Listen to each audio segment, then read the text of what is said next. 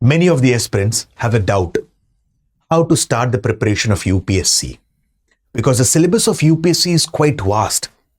We have many subjects to be covered: history, geography, polity, economy, science and tech. Apart from this, we have to read the NCERT of all the subjects, how to cover these NCERT, how to make notes out of these NCERT. Okay, so today you can see behind me written on the digital screen how to make the notes from the NCERT. So today's topic of discussion is notes making at the initial stage of preparation. I repeat, at the initial stage of the preparation. And this video would be fruitful for the aspirants, those who are aspiring for 2027 and 2028. Okay, so it's not a lengthier video, it's just a short video of 10 to 15 minutes. So please stick in the video till the end so that you can understand about the basics of the notes making precisely from the NCERT. Okay. Hello everyone. Hi, this is Alok Ojha. Welcome to StudyIQ IAS English. Right from the start itself, in majority of the lectures that I take on YouTube, apart from the paid classes, I keep on telling the aspirants one important thing, that whenever you are preparing for civil services, have one thing in mind. And what is that? Strategy. If there is a proper synergy of strategy and consistency, plus an added discipline, success becomes for sure. So in that case, apart from being strategic, you need to be consistent in your efforts. Correct? Like time and again, I have said one thing. Like for example, you have decided that you'll study for 4 to 5 hours on daily basis. Okay? Today you study for 5 hours. Tomorrow you study for 5 hours. Next day you don't have the mood to study. Okay? It doesn't work in that manner. You need to stay disciplined. You need to stay consistent apart from the proper strategy that you are following. Okay. Now let's understand how to make the notes from the NCERT, because many of the aspirants, whenever I see the booklet of the NCERT of many of the aspirants, it looks like a rainbow full of colors. And the entire NCERT is painted right from the front page till the last page.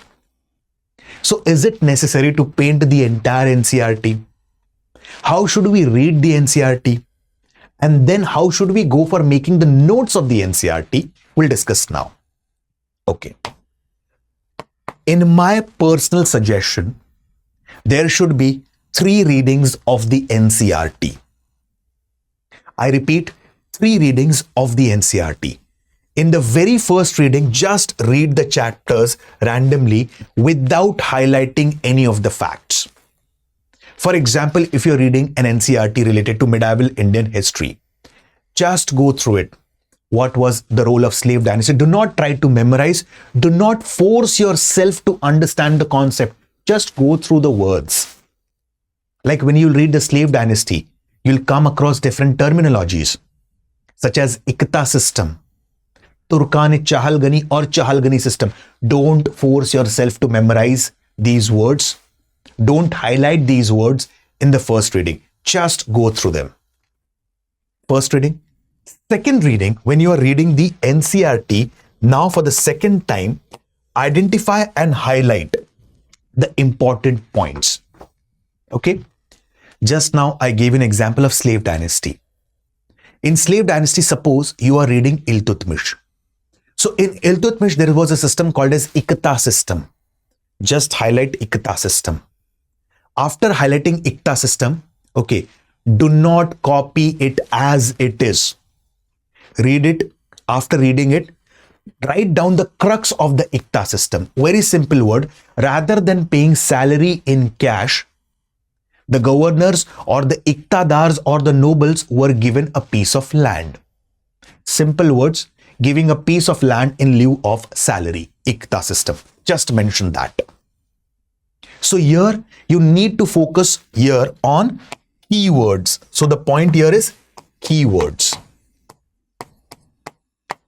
Do not write as it is. Okay? Do not highlight all the points.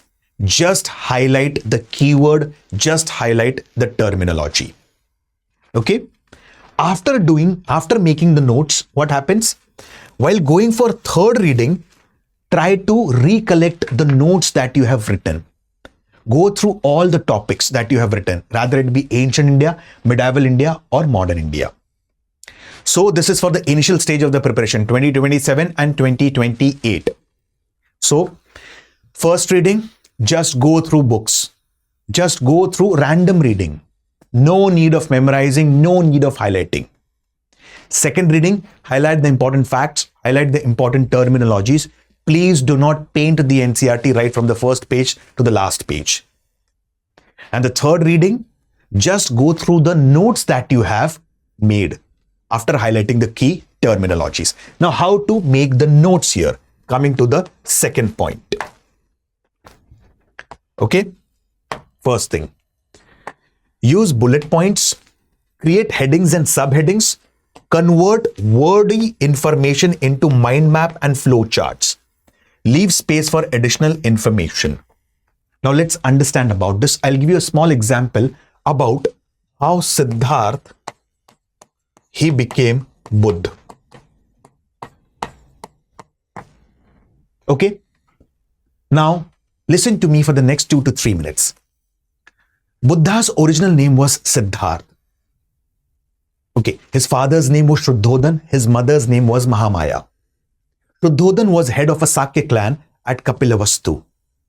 Siddharth was born at a place called as Lumbini near Nepal. Immediately after his birth, his mother passed away and he was raised up by his aunt, whose name was Prajapati Gautami. The birth of Siddharth is celebrated in India as Buddha Purnima and in Southeast Asian countries as Vesaka. At the very young age of 16, he was married to Yashodhara and had a son named as Rahul. At the age of 29, once upon a time, he was driving down his town and he observed 4 things which drastically changed his life. An old man bent with age, a sick man groaning with pain, a dead body, and finally an ascetic. And he was very much attracted towards that ascetic. He goes to him and asks him, when there is so much of dukh, pain and suffering in this world, how come you are so calm, cool and composed? There was a dialogue between both of them. And at the age of 29, Siddharth decides to renounce his worldly life. And this process in the history of Buddhism is referred as Mahabhinishkraman. Okay? Now, after renouncing his worldly life, Siddharth goes to Rajgriha, from Rajgriha to Vaishali. Here he meets two spiritual teachers, Alara Kalam and Udak. He learns the technique of meditation from them. In fact, he becomes so expert in meditation that his teacher Udak says that now instead of me, you teach the disciples the techniques of meditation. To which Siddharth denies. He said that I have a very different purpose of life. He leaves that place for the next 6 years. Okay, he renounces his worldly life at the age of 29 and at the age of 35, he reaches a place called as Gaya. And he sat under a peepal tree for the next 49 days after having a meal from a lady named as Sujata. So he sat under a peepal tree on the banks of Niranjana or Falgu river for 49 days. And on the 49th day, he attained Nirvana. Nirvana means enlightened one. And from now onwards, he was called as Buddha, which basically means the enlightened one. He is also called as Tathagat. Tathagat basically means pathfinder of truth. Buddha, he performed one mudra which is called as Bhumi Sparsha Mudra. He delivered his first sermon at a place called as Sarnath near Varanasi and performed a mudra which is referred as Dharma Chakra Mudra. He died at the age of 80 at a place called as Kushinagar or Pava. And the death of Buddha is referred as Mahaparinirvana in the history of Buddhism. And after his death, his body relics were distributed among 8 royal families and a stupa was constructed over it. So what does stupa signifies? Stupa simply signifies the death of Buddha. Now, what was the major reason for explaining this entire story? The major reason here was to focus on the key terminologies.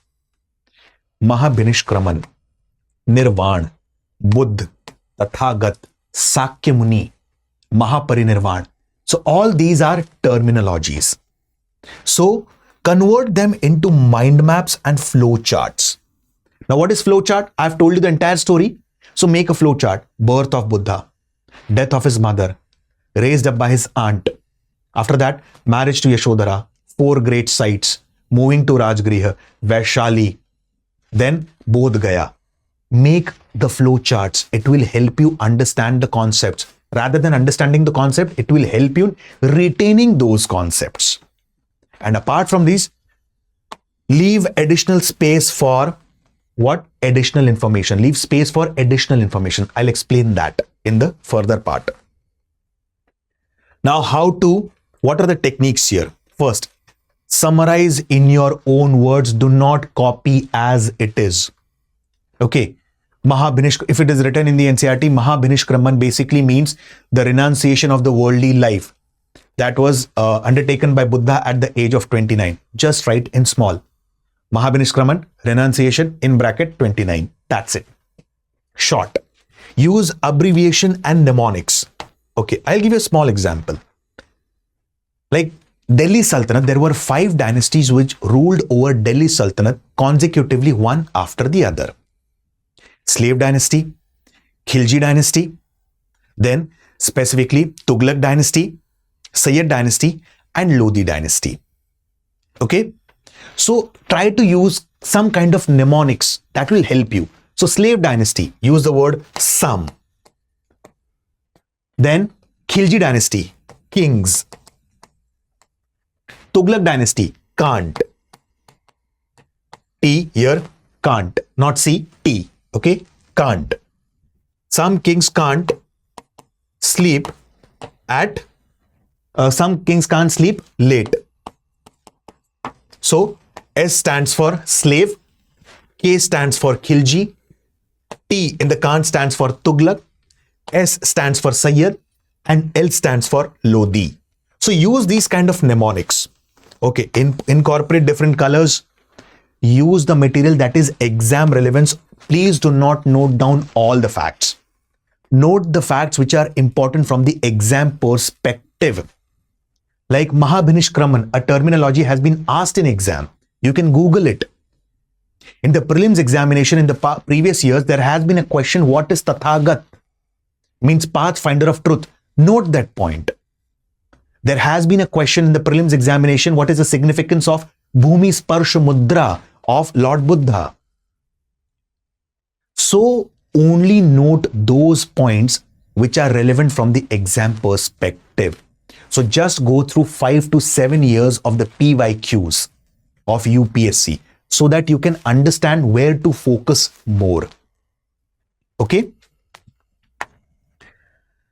And the most important one being, like I have told you, please keep an additional space so that you can add on certain points. Like for example, last point about Buddhism I've said, like the process of the death of Buddha in the history of Buddhism is called as Mahaparinirvan. And after the death of Buddha, his body relics were being distributed among 8 royal families and a stupa was constructed over it. So what does stupa signify? Death of Buddha. So if any stupa is there in the news, add that. Like for example, Kesariya Stup, it was in the news. Few years back, there was another stupa, Anantapindika Stupa, which was in the news. So add that these points in the additional space that you have left. Okay. So please keep on making the notes in such a manner. Now, the notes should be crisp, not bulky, because you not only have history, you have science and tech, you have economy, you have geography, you have polity. For polity, one should prefer the NCERT 11th standard Indian Constitution at work.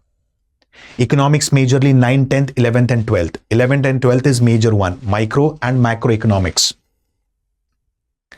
Environment, for environment, one should go for reading 9th and 10th standard ICSE board book.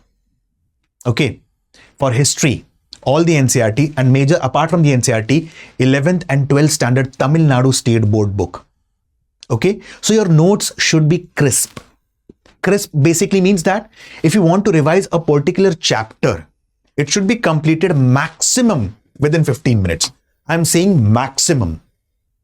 So for example, if you have to revise the ancient Indian history, okay, you can revise the entire ancient Indian history within 1.5 to 2 hours of the NCERT. So if you have made a target of revising the history or entire history from the NCERT, it should take not more than 4 to 5 hours. So one chapter revision, it should be 10 to 15 minutes. So make the notes accordingly. And the last but not the least, revision is your religion. Simple words. Okay. Please go for periodic revisions of the concept that you have mentioned. Okay. Right in the start of the session, I've talked about consistency is the key. Mental discipline is the key. So your efforts should be disciplined. Apart from this, your efforts should be consistent. Okay. So this is a short video on how to make the notes of the NCERT, which are exam relevant. Apart from this, how to update the NCERT with the current affairs, I have also explained that. Okay. In further coming videos, I'll also talk about different aspects of UPSC for the beginners, like for 2027 and 2028. This is how you can make the notes. Then how to approach different subjects, precisely how to approach history. Because we have a connotation in our mind that history is a subject of rote memorization. We have to memorize the dates. We have to memorize the personalities. We have to memorize the years. No, my friends. In history, just follow one technique. My Sun Center message to all of you. SFC, story, fact and concept. Why? Because it becomes quite easier for you to retain the fact and concept when it is associated with a story. Okay. So in the coming videos, I'll be coming up on how to approach or what approach is required for the subject history. My friends, the Diwali offer has been extended till 31st of October 2025. So aspirants, those who are targeting 2027, StudyIQ IAS English has come up with Resolution GS Foundation P2I October evening batch, which has started from 27th of October. Okay. So the batches are available in bilingual mode, that is Hindi and English, separate batch for Hindi, and the most important one, a separate batch for English. This will cater to the needs of the aspirants from southern part of India and northeastern India. All the subjects would be taught completely in English language. Apart from this, 1,000 hours plus live and recorded classes. In that case, if you miss the live class, you can have an access to the recorded class. Mentorship, direct interaction with the faculties, proper answer writing facilities, proper evaluation of your answers with a genuine feedback. And that too at a very affordable price of 18,999. I repeat, 18,999. So use the code Alok Live that is flashing on your screen. Okay. And if you have any kind of a doubt, any kind of a query, you can contact on the number that is flashing on your screen. And you can also fill the form which is given in the description. So my friends, with this, I'll stop my words. In the coming sessions, I'll be coming on new strategies and approaches for UPSC. Thank you and have a very wonderful day.